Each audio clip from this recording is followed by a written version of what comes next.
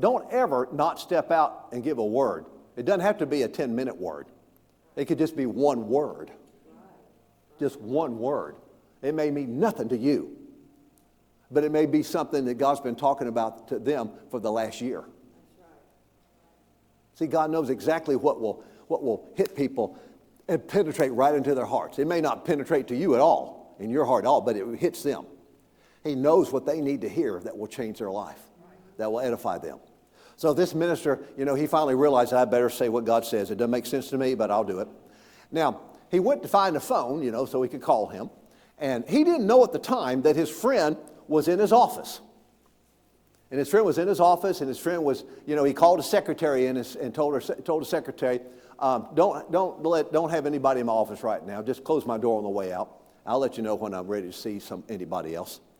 And when she left, closed the door, he began to talk to God. His friend did.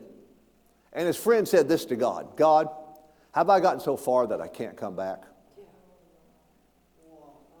When he said that, his phone rang.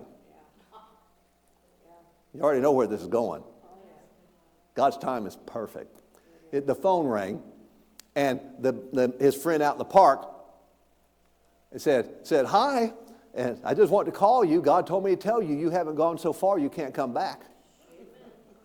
He said his friend started weeping over the telephone. I mean, that broke him. Changed his life. You see what prophecy will do? Wow. That's amazing. That's amazing. I remember there's a town called, we were down in London, Kentucky. We were down in London, Kentucky a number of years ago, and church used to preach that all the time. And the pastor then, I think he was about 70 at that time, or I think he was in his 70s, and that we're set to preach that following Sunday. And I didn't know this, but I think Monday morning he went into his office and told his secretary, I'm really planning on I'm planning on retiring, and I need you to help me find somebody to take over the church. And they started looking, and apparently I think they were kind of struggling, couldn't find anybody to do it.